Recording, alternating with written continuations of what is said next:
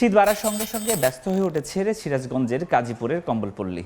চলতি মৌসুমে শীত বাড়ায় বেচা বিক্রি ভালো, এতে খুশি বিক্রেতারাও।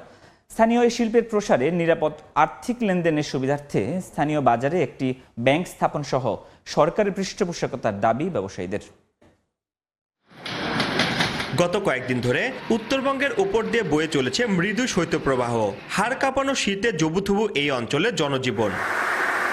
তবে শীতের তীব্রতা বাড়ার সঙ্গে সঙ্গে ব্যস্ত হয়ে উঠেছে সিরাজগঞ্জের কাজীপুরের কম্বলপল্লী। চাহিদা বাড়ায় রাত দিন বাহারি রকমের কম্বল তৈরিতে ব্যস্ত সময় পার করছে কারিগররা।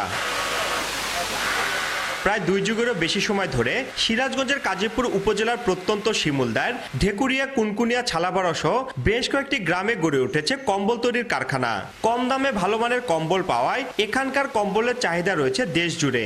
তাই প্রতি বছরই পরিধি বাড়ছে এই শিল্পের। এতে কর্মসংস্থান হয়েছে গ্রামের হাজার হাজার যুবক ও শিক্ষার্থীর। চলতি মৌসুমে শীত বাড়ায় বেচা বিক্রিও বেশ ভালো বলে জানান ব্যবসায়ীরা। প্রতিদিন দেশের বিভিন্ন এলাকা থেকে পাইকাররা আসছে এখানকার কম্বল কিনতে।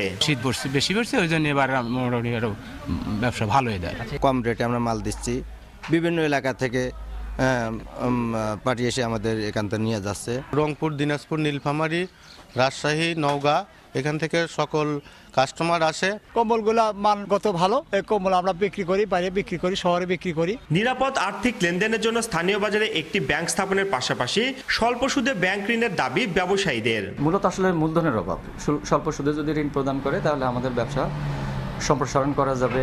স্থানীয় এই কম্বল শিল্পের প্রসারের জন্য নানা পরিকল্পনার কথা জানায় উপজেলা প্রশাসন। যেহেতু শীতকেন্দ্রিক ব্যবসা, বড় আকারের ভলিউমে যদি প্রোডাকশন হয় তাহলে সারা বছরই কাজ হবে। সেইভাবে আমরা শিল্পটাকে বড় করার জন্য আমাদের দিক থেকে কেন্দ্রীয় সরকারের পক্ষ থেকে যতটুকু করা সম্ভব সেটা করার চেষ্টা করছি। কাজীপুরের পাইকারি এই কম্বলপল্লীতে সর্বনিম্ন 150 টাকা থেকে সর্বোচ্চ 4000 টাকা মূল্যের বিভিন্ন ধরনের কম্বল পাওয়া যায়। রিঙ্কু কুন্ডু, সময় সংবাদ, সিরাজগঞ্জ।